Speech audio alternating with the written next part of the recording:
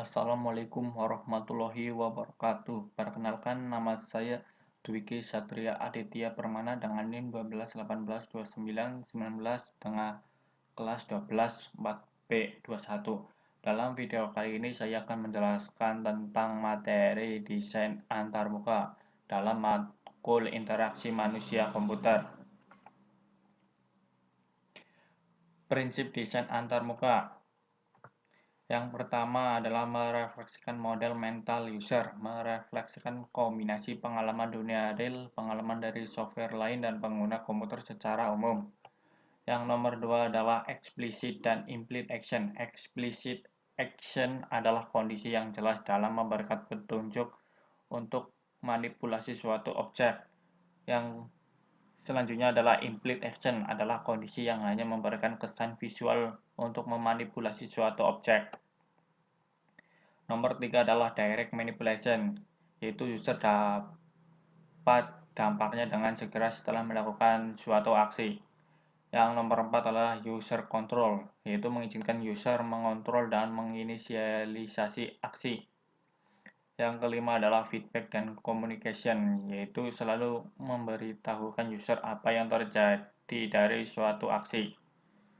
Masih lanjutan dari prinsip desain antarmuka.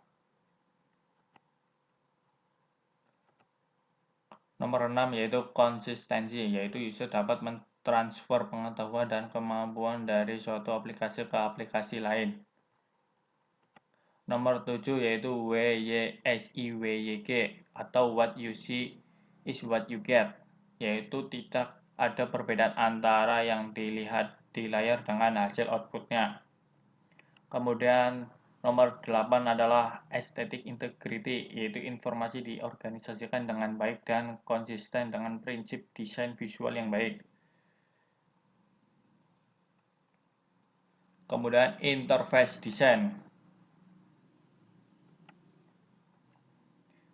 Yang pertama adalah meliputi antarmuka program internal dan eksternal serta desain untuk antarmuka pengguna. Nomor 2 yaitu desain antarmuka internal dan eksternal diarahkan oleh informasi yang Anda peroleh dari model analisis. Bagaimana untuk mengembangkan software yang baik? Yang pertama, mampu beradaptasi, yaitu sejauh mana software yang dibuat mampu beradaptasi dengan perubahan-perubahan teknologi yang ada. Kemudian interoperability, yaitu software yang dibuat haruslah mampu berinteraksi dengan aplikasi lain. Biasanya dapat dilihat dari adanya fasilitas untuk ekspor dan impor data dari aplikasi lain. Kemudian mobility, yaitu software yang dibuat dapat berjalan pada bermacam-macam sistem operasi. Kemudian high performance, software yang dibuat mempunyai performance yang tinggi walaupun digunakan oleh beberapa user.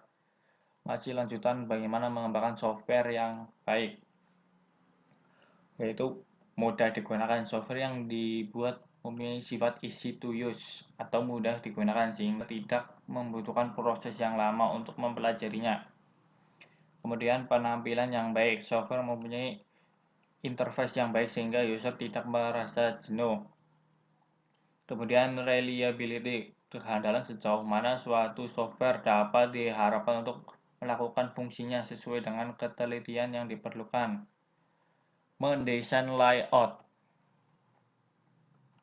Yang pertama adalah mendesain layout berbasis dokumen. Aplikasi ini menghasilkan sebuah dokumen berupa file-file yang nantinya bisa dibuka dan dirubah kembali jika memerlukan perubahan.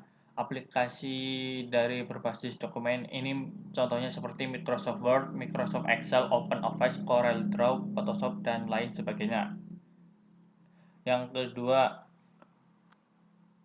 berbasis non-dokumen. Aplikasi ini sifatnya tidak menghasilkan dokumen yang bisa dibuka dan dirubah kembali. Contoh dari aplikasi non-dokumen ini adalah Microsoft Outlook, MySQL, MyOB, dan lain-lain sebagainya. Yang ketiga adalah utilitas. Aplikasi ini sifatnya adalah untuk penunjang saja, sifatnya hanya tambahan. Ada kecenderungan aplikasi ini seperti menekankan pula pada style di samping fitur aplikasi. Contoh dari aplikasi ini adalah seperti aplikasi untuk mendengarkan musik atau video seperti Winamp, Media Player, Power DVD. Dan untuk aplikasi antivirus seperti Kaspersky, Norton, F-Secure.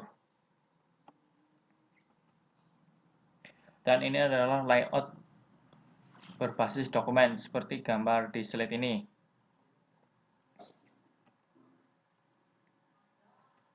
Kemudian layout berbasis non-dokumen, contohnya seperti ini atau tampilan dari Microsoft Outlook. Kemudian tampilan dari layout utilitas, ya ini adalah gambarnya seperti berikut yang ada di slide. Mengambil keputusan dalam desain. Yang pertama yaitu aplikasi semakin membesar dan menjadi semakin lambat.